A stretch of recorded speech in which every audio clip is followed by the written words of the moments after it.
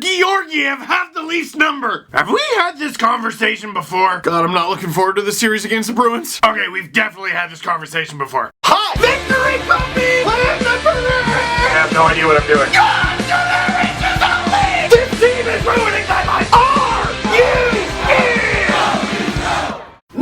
Nope! Back to the drawing board. If it doesn't work, we gotta switch it up and go right back. There you go, buddy. Leafs lose 2-1 in overtime to the New York Rangers. Actually, no. Leafs lose 2-1 in overtime to the Bulgarian Brick Wall, Alexander Georgiev. Because Georgiev, Georgiev Machka. The guy is literally Rusev. He takes up about as much of the net, or at least it seems like it. Does that make Henrik Lundqvist, Lana? They both have amazing hair. I'm sorry, non-wrestling fans, you might want to sit this one out. Seriously, Georgiev coming in clutch, and he deserves all the accolades. Georgiev Day. Again, there is some nightmare universe where Georgiev is the goalie for the Boston Bruins. I had no idea my worst nightmares were from Bulgaria. Stoning the Leafs left and right. So many guys had career best nights for shot attempts and whatnot, and he stopped them all. He played chicken with Mitch Marner, this guy. Look at this cheeky guy. Look.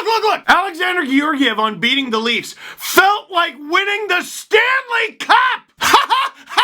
Shut up! Oh, can you help me, Alexander? Can you explain what that feels like to me? I may never find out. At least, that's how it feels. Leafs fans, let's talk about the game. Forget talking about the game. Let's talk about the process. Because the big story from this week is, there's a rift between Kyle Dubas and Mike Babcock. A lot of it had to do with Babcock's comments about depth when it came to the Nashville Predators and how they were prepared for situations like the one that the Leafs are currently in with all their injuries. But on Twitter, it started a little sooner than that. It started with all the rumblings from Kyle Dubas' retweets. People thinking, passive aggressive. Well, here, I want to show you something, alright? From James Myrtle, Austin Matthews had 16 shot attempts in this game, 13 scoring chances, and 8 high danger chances tonight. All were career highs. That is a bloody brilliant game. And look at this, look. What was the final score? Just needed one of those to go in, dang. Career lows as well with all that action, 0 points. But did they win? A valid question. No, they did not. But here's Kyle Dubas. Here he is with one of his retweets. It's just a check mark, but what does the actual tweet say? Let me show you. There are 2 roads. One says complex but right, and practically no one's on it. And the other one says simple but wrong, and it's got a lineup. I don't know if it was a shot at Babcock as much as it was talking about situations like this. Did the Leafs and Matthews have a good game? The simple but wrong answer is, they got a lot of shots, but they didn't score, so no. You know why the Leafs didn't win this game? Because of their lack of grit. You know who was the Leafs' Achilles heel in this game? Brendan Lemieux. It's an actual thing I read. Those all fall under the category of simple but wrong. You know me. I'm not afraid to hammer the Leafs when they make a mistake, and we'll get to those. Guys, this game was not their 6-2 loss to Ottawa. They brought quantity, they brought quality, and Georgiev stopped them all, except for one. Them's the damn breaks. And Rangers fans, if I were you, I know this is a funny one. I've been in this position. You like when your team wins games, especially against the Leafs. Everyone likes beating the Leafs. But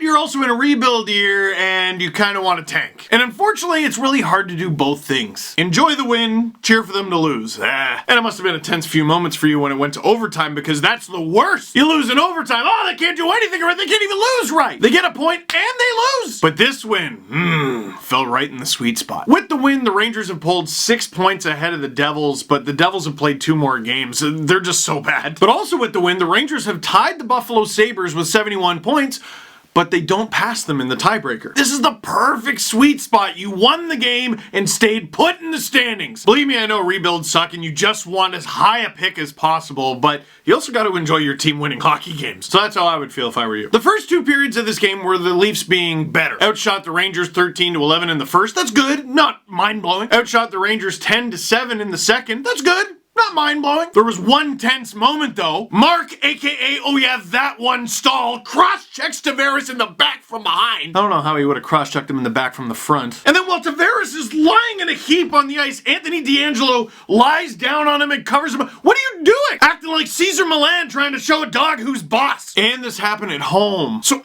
everyone in the arena, everyone watching on TV like, no. Tavares wincing on the bench, but I'm like, he's still on the bench. And then sure enough, he goes out for the ensuing power play and almost scores a goal. Almost, of course, because it's Georgiev. But John Tavares being okay was fantastic news. It was a tense little while. But you know what? He's okay. The Leafs got a power play. They're out shooting the Rangers. They're out playing the Rangers. We head into the 3rd period. The Leafs are going to be fine. Rangers score 19 seconds in.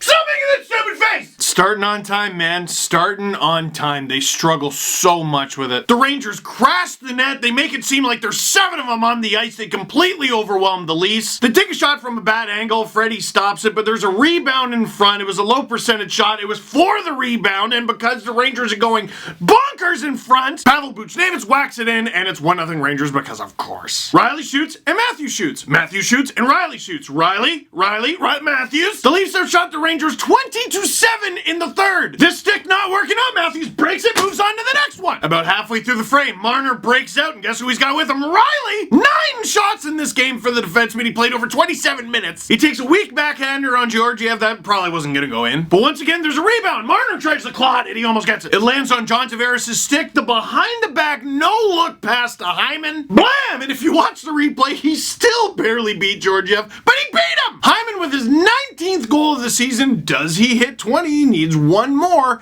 and the Leafs tie it. And it's funny, that was a spectacular assist from John Tavares. The secondary assist, Marner. So once again, the play was Riley takes a shot. Marner barely gets a piece of it as it's floating in the air on the rebound. Tavares, Hyman. So Marner's 62nd assist of the season was him pawing at the puck with his glove. Who cares? It counts. So now the Leafs got him on the ropes, right? Matthews almost hits him. Nylander. Oh, Nylander leads the league in Leaf power play, and Tavares hits the post. I think I said that was in the second period. Whatever. And it goes to overtime. And do you know what my dumb brain, very dumb brain thought? You know how, like, I change my jersey to get the Leafs out of the slump? I take this cardboard cutout thing out of the room to get them out of the slump. Earlier yesterday, I read that the Leafs are on the verge of becoming the first team since the shootout became a thing to go a full 82-game season without having a shootout. And I thought in my very dumb brain that because I read that, they were about to go to the shootout. You thought? In overtime, Nylander's got the puck. He's got Matthews on a partial 2-on-1. Nylander shoots. Stop! Matthews almost gets a rebound now! And now here's the thing about 3-on-3 overtime. It is 50% who are the more skilled, better players, and 50% who manages their line changes better. Leafs didn't. Zaitsev's the only guy back. Nieves with the puck over to Strome, over to Nieves. Robbed by Anderson. Anderson with a save of the season candidate before Strome gets the rebound and buries it. He needed more than one try, too, but it doesn't matter. Rangers win 2-1. And here's the thing. Matthews had a bananas game. So good. But all people are going to remember is the line change. And it's funny, I thought it was actually the responsible thing to do because I saw that play break out, and the way the puck bounced, he was never going to get to that puck first. His job is to get to the bench as fast as possible so that reinforcements can catch up to the play. That's just the problem, though. He didn't get to the bench as fast as possible. I like this from Greg Brady. Matthews was gassed after a great rush, but has to change somewhat quicker when it's 2-on-1 the other way. Kadri comes on, goes to the wrong place. Zaitsev doesn't get back in the play quickly. Also, Zaitsev should never play in OT, ever. In terms of who's to blame on that play, I'll blame Kadri the least. Because his job is to basically fly off the bench as fast as possible and immediately enter the fire drill. Zaitsev, to his credit, is the only guy back, and he at least had that much responsibility, but he goes down, slides into the corner, and there's like at least a full Mississippi where he's just lying on the ice giving up on the play. So if you're gonna look at someone to wear the goat horns, sort of Matthews. And again, he's going full bore into the scoring chance. Like, he doesn't know where that rebound's gonna end up. But andiamo, get to the bench faster. And this, ladies and gentlemen, I think, at least this is how I'm choosing to look at it, was a good thing. No, really, I'm serious. Again, Matthews, incredible game. What were the numbers again? 16 shot attempts. I think it was 13 scoring chances and 8 high danger scoring chances. That's a great game. But in the playoffs, forget in the playoffs, to win a Stanley Cup, you gotta be better than great. It's a delicate, delicate balance, and this is where Babcock's gotta come up big. This is where the Leafs in the noggin gotta come up big. Because at the exact same time, the Leafs have to know that even without the win, they played a fantastic game, and if they keep playing like this, they're gonna win more games. But also, that they're not playing well enough. They have to play even better. Home ice against Boston would be fantastic. It doesn't really look like it's gonna happen. But they're gonna play them anyway, so these next 7 games are practice. All the remaining home games, a lot like this one, are how you practice not coughing up games like Game 4 last year when the Bruins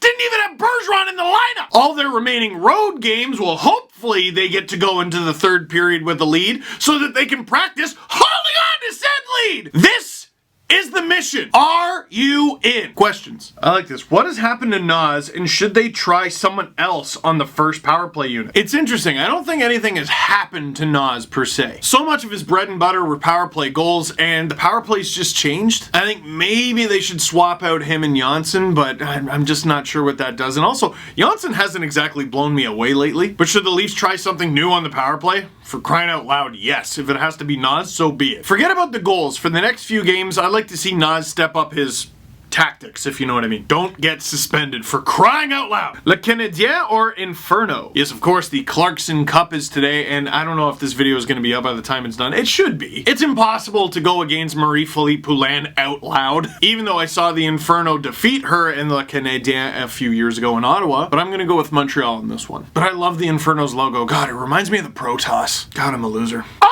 you in? Yes! God, stop yelling at me. Is that what I sound like? Before I leave you, let me remind you that I have a book tour coming up, and the first date is on Thursday. I'm going to be in Toronto at the Eaton Centre, and then on Friday, I'm going to be in Ottawa. I hope to see you there. As for the book, if you've pre-ordered it and you're still waiting on it, I've tried to keep people updated on Twitter and on Instagram. The publisher received a huge shipment of books this past week, and they're going to start sending them out to everywhere they need to send it out. If you have bought the book and have not received it yet, actually, I think if you've bought the book and have received it, if you provide ECW Press, that's my publisher, with proof of purchase, you get a free ebook copy. So that's pretty cool. And as for an update with the audiobook, the second I know, believe me, I won't keep it a secret, I'll tell you. So that is it for this one. Thank you very much for watching. Click like if you like this video. Click subscribe if you really liked it. Tell all your friends to stop doing that to the Leafs. Assuming you're friends with Georgiev.